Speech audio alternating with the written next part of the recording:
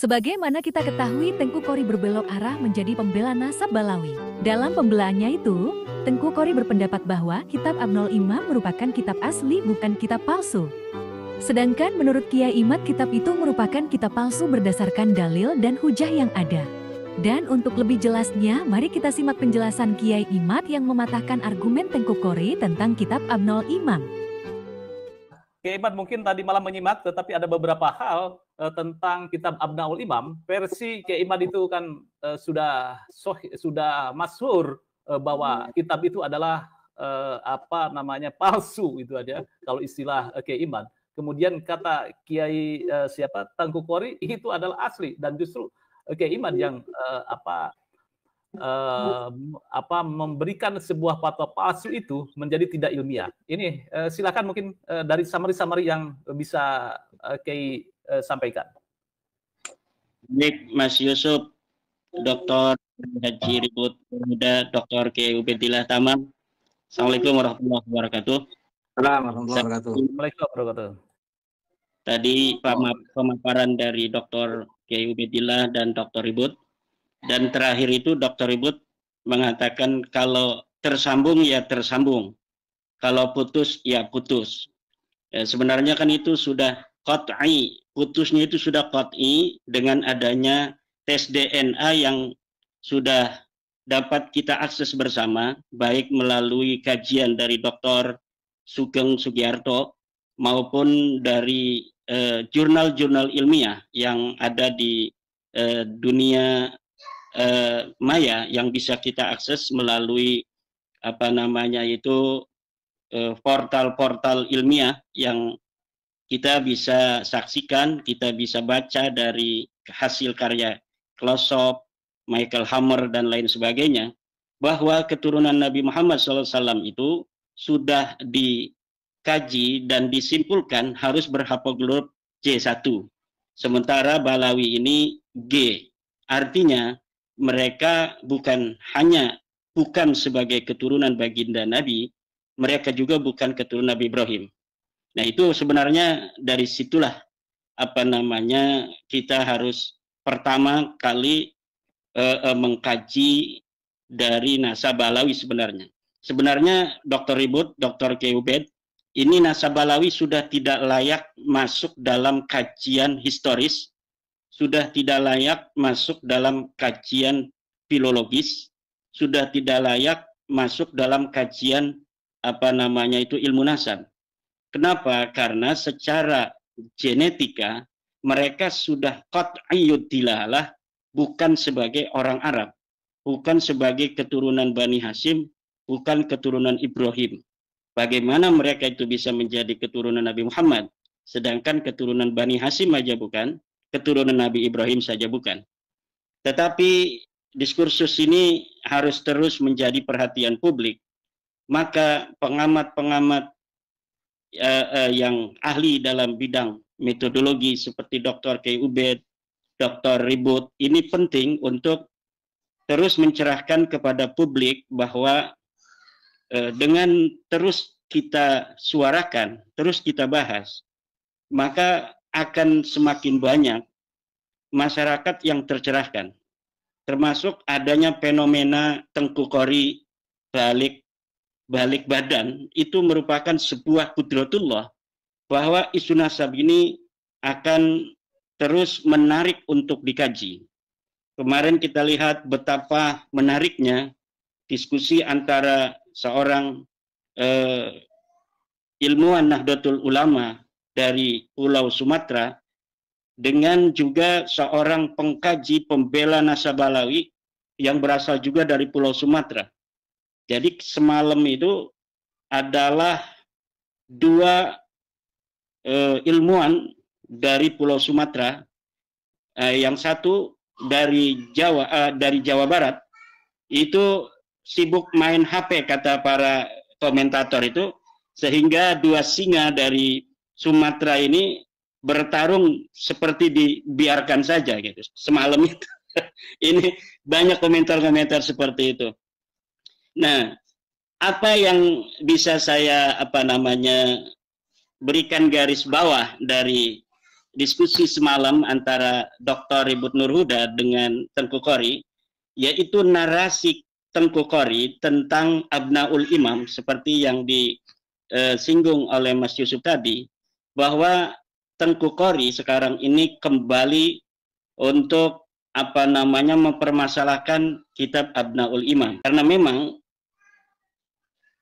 jika kajiannya adalah kajian historis, kajian adalah kajian naskah, maka Ba'lawi ini tidak mungkin lagi bisa ditolong kecuali hanya dengan narasi-narasi falasi, dengan adanya manipulasi data dan sebagainya. Nah, kitab Abnaul Imam ini termasuk dalam kategori beberapa manipulasi data yang telah dilakukan Ba'lawi. Jadi ada yang namanya disebut dalam istilah ilmu sastra Arab itu disebut dengan kitabatun manhulah. Jadi tulisan-tulisan yang palsu, yaitu nisbatul kitabah ila ghairi katibihi li gharadin. Jadi adanya sebuah tulisan yang dinisbatkan kepada bukan penulisnya li gharadin, untuk suatu tujuan. Nah, selain kitab Abnaul Imam, itu sudah ada beberapa kitab yang dipalsukan oleh penulis-penulis Ba'lawi. Seperti kitab Ar-Raudul Jali yang dinisbatkan kepada Murtada Az-Zabidi, seorang ulama besar. Ya, pada tahun 1205 Hijriah beliau wafat. Kemudian Hasan Muhammad Qasim dari Mesir diminta oleh seorang Ba'lawi yang ada di Mesir untuk menciptakan sebuah kitab palsu yang di situ menyebut nama Ubaidillah atau Abdullah. Kemudian ditulislah kitab Ar-Raudul Jali itu, kemudian disubstitusikan sebagai karya daripada Imam Murtada Az-Zabidi. Dan itu sudah diteliti oleh pakar filolog dari Yaman, yaitu Abu Bakar Badib yang merupakan pembela Ba'lawi juga. Tetapi ketika Abu Bakar Badib ini memberikan kata sambutan di dalam tahqiqnya dalam kitab Ar-Raudul Jali itu, beliau jujur mengatakan bahwa kitab ini sangat sulit untuk dinisbatkan kepada Murtada Az-Zabidi. Kenapa? Badib mengatakan sangat sulit karena dia pendukung Ba'lawi.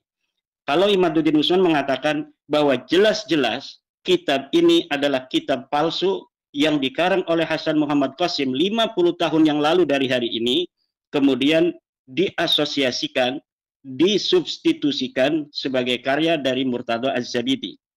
Yang kedua adalah kitab Tarikh Sambal Hadramaut. Kitab Tarikh Sambal atau Tarikh Hadramaut yang dikarang katanya oleh seorang sosok yang bernama Sambal, Syekh Sambal, yang katanya dia hidup di abad ke-10 Hijriah. Tetapi ketika Serjen, seorang peneliti dari Barat, meneliti kitab ini, maka disimpulkan kitab ini adalah kitab palsu yang dikarang oleh sosok yang fiktif. Kemudian juga kitab Tarikh Ibnu Hisan. Ini Ibnu Hisan sosok yang historis. Dia hidup abad ke-9 Hijriah, menulis sebuah kitab sejarah, Tarikh Hadramaut Ibnu Hisan, kemudian hilang. Nah, setelah hilang diciptakan kembali oleh Muhammad Abdullah Al-Habsyi dengan di dalamnya menyebutkan Faqih Muqaddam. Nah, kemudian kitab itu menurut para peneliti di Yaman juga bahwa kitab ini tidak bisa dinisbatkan kepada Ibnu Hisan karena di dalamnya sudah ada interpolasi, penambahan-penambahan yang dilakukan oleh muhakkiknya, yaitu Abdullah Muhammad Al-Habsyi. Ya. Hal-hal yang semacam ini terjadi juga pada Abnaul Imam ini. Abnaul Imam ini jelas kitab palsu yang kepalsuannya sudah diteliti oleh para ulama ahli nasab. Misal, seorang peneliti nasab yang bernama Al-Qaraja dalam kitab Al-Kafil Muntakhab halaman 106 sudah mengatakan di dalam kitabnya Al-Kafil Muntakhab halaman 106 bahwa kitab Abnaul Imam adalah kitab yang termasuk dalam kategori manhulah, kitab manhulah, pakai hak ya, manhulah, yaitu kitab yang palsu, kitab yang nisbatul kitabah ila ghairi qailih, penisbatan sebuah kitab bukan kepada pengarangnya. Siapa pengarangnya? Pengarangnya ya Yusuf Jamalul Lail itu. Dia menarik-narik nama Abul Muammar Yahya Toba-Toba. Abul Muammar Yahya Toba-Toba itu memang seorang ulama dari kalangan Syiah. Dia mempunyai kitab yang namanya Syarhul Lumah Ibnul Jimni, tetapi tidak mempunyai kitab yang namanya Abnaul Imam fi Misr wa Syam. Dari mana keterangan itu? Silakan buka kitab Al-Kuna wal Alqab karya Syekh Abbas Al-Qummi, juz 2 halaman 133. Kemudian buka juga kitab Mu'jamul Mu'allifin Umar Ridha Kahalah, juz 13 halaman 226. Buka juga kitab ketiga Hadiyatul Arifin, juz 2 halaman 519. Keempat, buka juga kitab Al-A'lam, juz 8 halaman 164. Di dalam kitab-kitab yang saya sebutkan tadi, biografi dari seorang Abul Muammar Yahya itu lengkap. Dia punya kitab apa, dia hidup kapan, kemudian punyakah dia kitab yang bernama Abnaul Imam? Tidak ada. Tidak ada berita seorang Abul Muammar Yahya bin Toba-Toba mempunyai kitab yang bernama Kitab Abnaul Imam fi Misr wa Syam. Nah, kalau misalnya pembela Balawi ingin menjadikan Abnaul Imam ini menjadi salah satu maraji', maka silahkan buktikan bahwa kitab Abnaul Imam ini memang dikarang oleh Abul Muammar. Mana manuskrip aslinya yang di mana di situ dikatakan Abul Muammar adalah sebagai penulis kitab ini? Tidak ada. Di dalam versi cetak kitab Abnaul Imam, memang itu diberikan beberapa lembar contoh-contoh bahwa manuskripnya ada dipegang oleh pentahkik, dan ini contoh-contoh manuskripnya diberikan 2 lembar atau 3 lembar. Tetapi saya melihat cara menulisnya itu cara menulis yang baru, walaupun dia legok-legokan seperti gaya khot-khot dari masa lalu. Kenapa? Karena memang praktik-praktik manipulatif dari kaum Ba'alawi ini, algoritmanya ini saya sudah tahu. Dari versi pentahkikan, dari bagaimana kitab-kitab manuskrip yang tidak dicetak, kemudian dijadikan maraji dalam perdebatan, hanya nama, ada yang seperti itu. Ada juga manuskrip yang diberikan kepada halayak, seperti manuskrip Al-Jawharus Safaf karya Al-Khatib. Nah, tetapi sebelumnya mereka itu harus mengarang, memalsukan sebuah kitab masa lalu, seorang ulama terkenal, Qiladatun Nahar misalnya. Kemudian Qiladatun Nahar ini banyak mengutip kitab Al-Jawharus Safaf ini. Seakan-akan kitab Al-Jawharus Safaf karya Al-Khatib betul-betul pernah ada di masa lalu.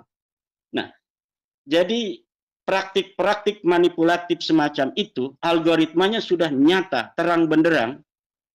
Bahkan seorang Ba'dzib yang hari ini masih hidup, kalau misalnya Ba'lawi itu betul-betul mau membuktikan kebenaran nasabnya berdasarkan kebenaran, maka seorang Ba'dzib yang sering datang ke Indonesia itu akan dipakai oleh Rabita Alawiyah untuk melawan saya. Dan saya yakin Ba'dzib tidak mau. Karena Ba'dzib lah yang mengatakan Salim bin Jin dan ini terkena penyakit melankolia, yang mengarang beberapa kitab-kitab yang diasosiasikan sebagai karangan abad ke-7 Hijriah oleh Ali bin Jadid, kitab nasab, kitab hadis, Al-Arba'un, kitab Al-Mawahib gitu. Tetapi ditulis oleh Salim bin Jindan. Kemudian diasosiasikan ulama masa lalu, tetapi kitab-kitab ini belum dicetak. Tetapi Rumel Abbas telah memberikan beberapa fotonya ketika di Rabita Alwiyah itu. Jadi sangat ketinggalan zaman apabila pembela Balawi semacam Tengku itu kembali menjadikan kitab Abnaul Imam ini sebagai sebuah dalil hujjah ketersambungan nasab Balawi. Karena jelas kitab ini kitab manhulah. Lihat di dalam kitab Al-Kafil Muntakhab, Al-Qaraja telah mengatakan kitab Abnaul Imam ini manhulah, kitab palsu yang diasosiasikan kepada ulama masa lalu yang dikarang di hari ini oleh Yusuf Jamalul Lail. Yusuf Jamalul Lail ini di Riyadh adanya. Dia baru meninggal 3 tahun yang lalu pada bulan Ramadan. Jadi Ramadan ini sudah 3 tahun. 1443 Hijriah dia meninggal. Hari ini 1446 Hijriah. Jadi ini sudah 3 tahun.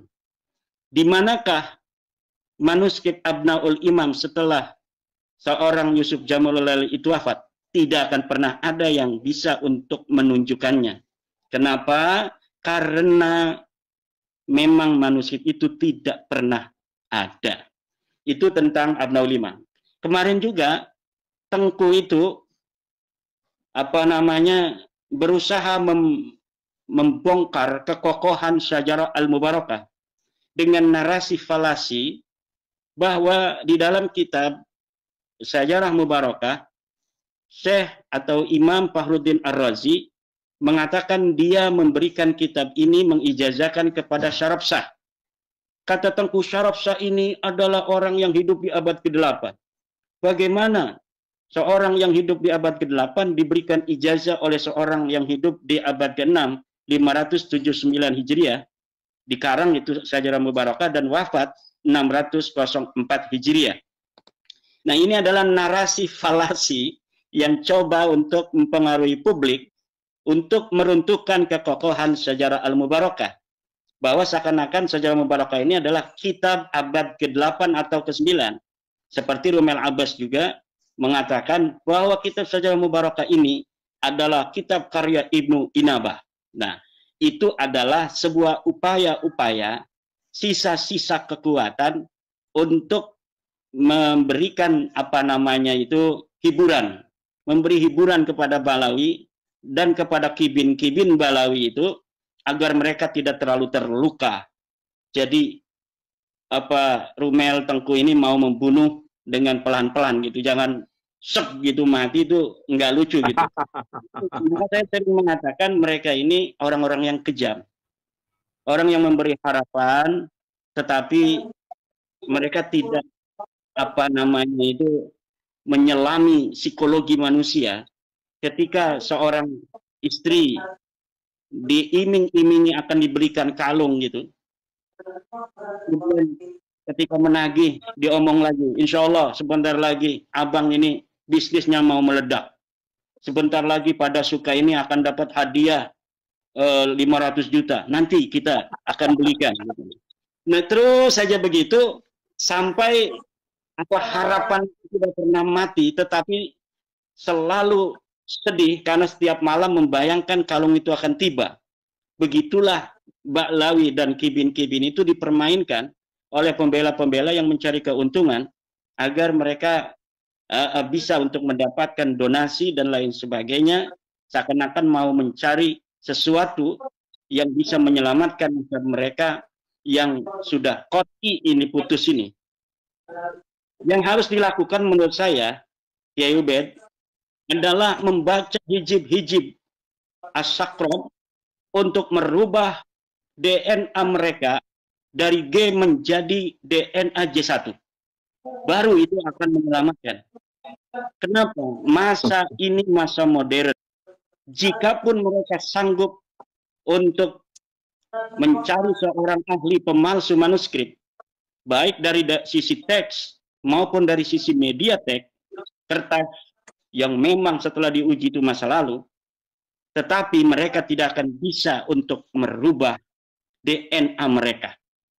Hari ini siapa orang yang mengaku keturunan Nabi, namun haplogrupnya bukan J1, haplogrupnya L atau haplogrupnya adalah G, maka mustahil dia keturunan Nabi, dan siapa yang mempercayainya adalah orang-orang yang berdosa yang harus bertobat kepada Allah Subhanahu. Itulah pernyataan Kiai Imad tentang kepalsuan kitab Abnol Imam. Kalaulah Tengku Kori tetap meyakini kitab itu asli, maka harus dibuktikan keasliannya. Dan meskipun jika memang kitab itu asli, maka tetap nasab Balawi tidak akan tertolong, dikarenakan DNA-nya jauh melenceng dari DNA-nya Nabi. Semoga bermanfaat. Terima kasih.